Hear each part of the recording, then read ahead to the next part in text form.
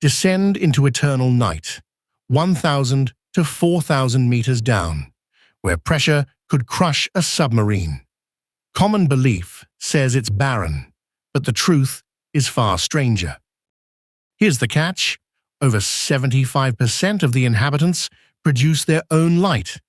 Bioluminescence turns darkness into a living light show. This isn't a lifeless void, it's a thriving ecosystem. From transparent-headed barrel-eye fish to vampire squid unchanged for 300 million years, life defies expectations. So what does it take to survive eternal darkness? Pressure exceeds 5,800 pounds per square inch, enough to crush a submarine. To withstand that pressure, many have gelatinous bodies. Watery tissues equalize pressure, letting them drift gracefully. And the cold, temperatures just above freezing, slow metabolism. Food is scarce, but life adapts through bioluminescence and patience. How do animals survive without sunlight? Bioluminescence, the ability to produce light. Over 75% of deep-sea creatures can glow, making it the most common form of communication in the deep. Take the anglerfish. It dangles a glowing lure from its forehead to attract prey.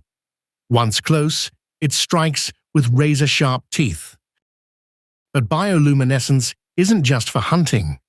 The vampire squid uses light to confuse predators, emitting glowing particles as a dazzling smoke screen. These light shows are a language. From mating signals to warning flashes, bioluminescence lets creatures communicate across vast, dark distances. Light is the only voice. Now, how do animals survive crushing pressure? Their bodies have gelatinous, watery tissues that equalize pressure, preventing them from being crushed. In 2023, scientists filmed a snailfish at 8,236 meters, the deepest fish ever recorded. Its body is mostly water and gel, withstanding pressures that would crush a human. These creatures aren't just surviving, they're built for it. Their watery bodies are perfectly adapted, while human submersibles struggle to venture. So how does life sustain itself without sunlight? Marine snow, a constant drizzle of organic debris from above, provides 90% of the food. This steady rain of dead plankton, fish scales, and fecal matter drifts for weeks. Each flake is a tiny package of nutrients. Nothing goes to waste. But marine snow alone isn't enough. Many creatures migrate upward at night to feed in shallower waters, returning before dawn. This daily commute is the largest animal migration on Earth by biomass. How can anything survive unchanged for eons? The vampire squid has roamed these depths unchanged for 300 million years. It's not a squid, it's a unique relic. And deep-sea gigantism, giant isopods, relatives of pill bugs, grow up to 50 centimeters long. They scavenge the seafloor on carcasses. These strange adaptations show the Midnight Zone is a cradle of evolutionary oddities. Each creature is a testament to life's ability to surprise us. With all this strangeness, how much have we seen? Surprisingly little. Over 80% of this vast realm remains entirely unexplored. Only about 20% of the ocean floor has been mapped. Each expedition could discover something new. The biggest misconception, that the Midnight Zone is empty.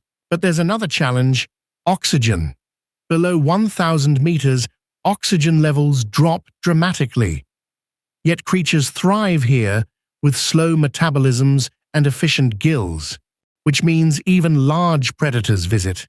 Sperm whales dive to 2,000 meters to hunt giant squid. They can hold their breath for 90 minutes. These battles leave scars on whales. Sucker marks on sperm whales prove that giant squid fight back. It's a predator-prey relationship millions of years old. So the giant squid itself is elusive. First filmed alive in 2012, it grows up to 13 meters. Its eyes are the size of dinner plates. But the colossal squid is even larger and heavier.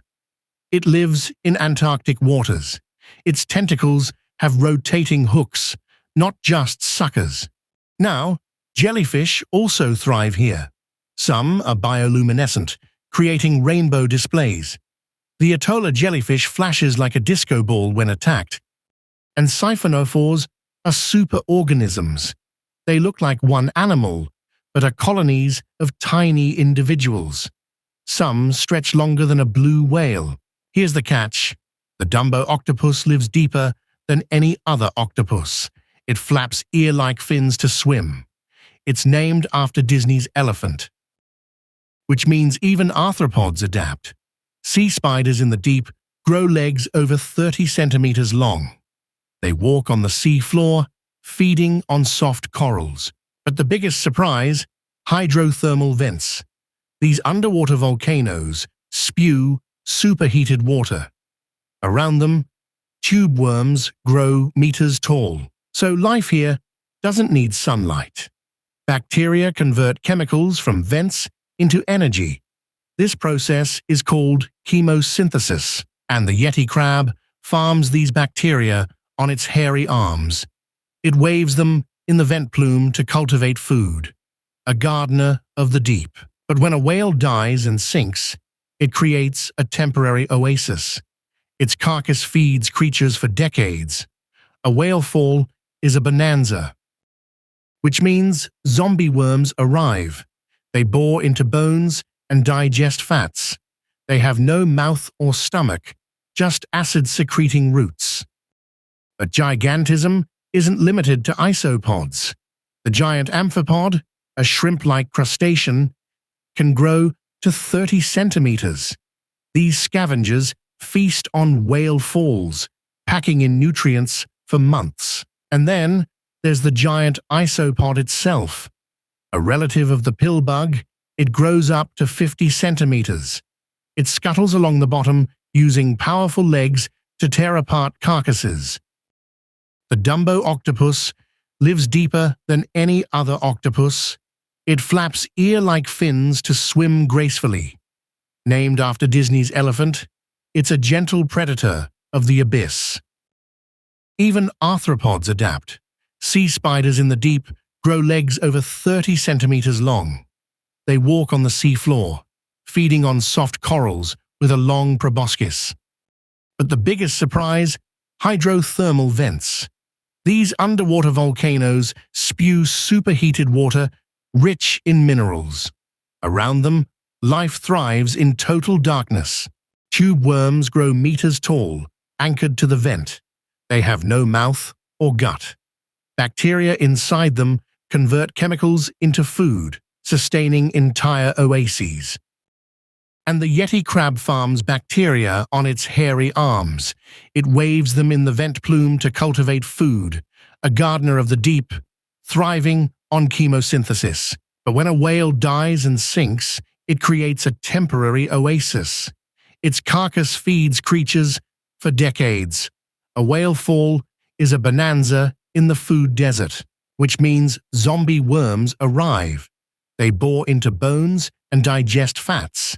They have no mouth or stomach, just acid-secreting roots that dissolve bone. More than 80% remains unexplored, a vast, dark frontier. Each expedition reveals new species, new impossibilities. We know less about this world than Mars. The Midnight Zone is not barren. It is a realm of endless discovery, waiting for us to dive deeper.